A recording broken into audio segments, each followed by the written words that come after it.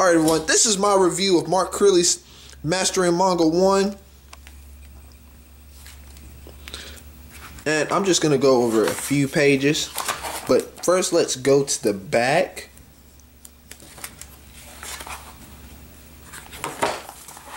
There's Mark for some of y'all who don't know what it looks like. Right here. This book is dedicated to my YouTube subscriber. This book truly will not exist for all of you and your many years of support. You're welcome, Mark. You're welcome. Okay. This is why I give the book, I would say, a 9 out of 10. And I rarely do that for anything. And it's mainly because of this right here.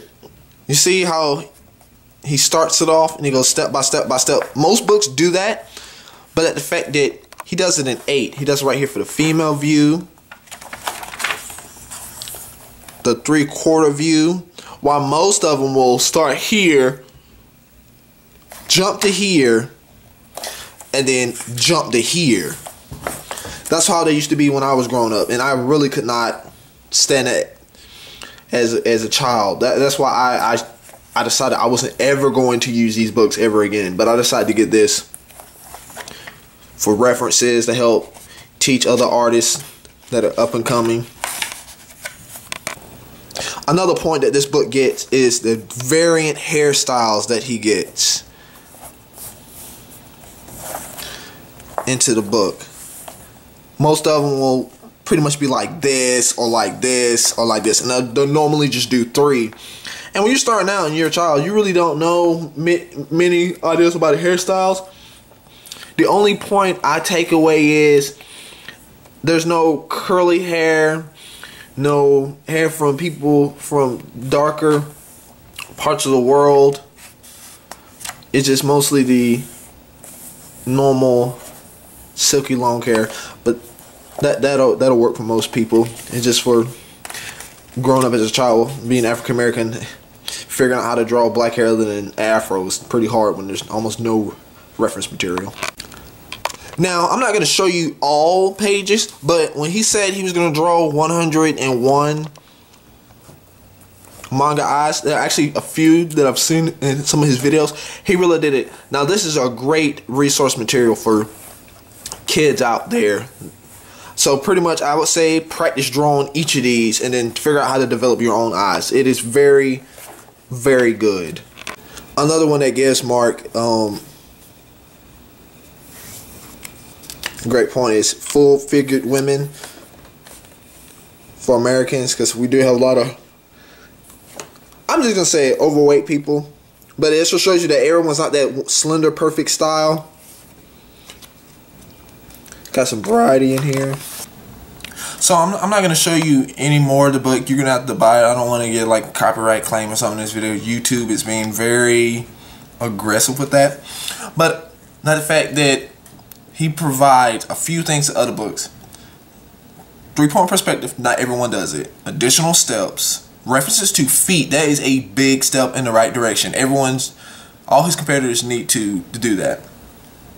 You have a variety in body styles. Most books do not do this. They do it generic.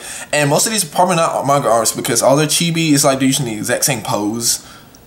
And it's the exact same thing. They just looked at chibi and figured it out like there, but they don't really go into elaborate detail. And 100 variant styles. The main thing I had an issue with growing up with how to draw books is how to skip steps. It wasn't that many references as a child. And you know, when you're a kid, you really don't think about drawings from real life. This book does that. He says that.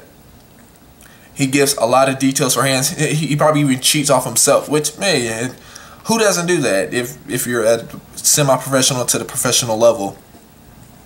Another thing is he actually goes into detail about some of the differences between Japanese and Western styles of art. You can sit and say, oh, manga versus American comic book art. But look, manga means comic in Japanese. It's the same thing. It's just a different style. Each artist has their own individual styles. But that's the fact that he mentions what's rare in manga, what's more common in Western art. And that's the fact that a lot of manga artists don't do different wavelengths when it comes, different weights to the lines, which I've noticed. And personally, I feel that it is a lack of quality, either due to skill level, time, or is just the style that they're going for. It's just pretty much a few different reasons.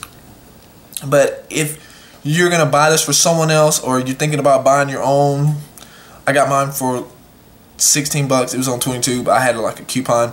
But if you're gonna get a book, you can get Mastering Manga with Mark Curley or Mastering Manga 2. I will review Mastering Manga 2 as soon as a store in South Carolina gets it. It really stinks being in the States sometimes. Or I just order online. Bam. Go pick it up. A 9 out of 10.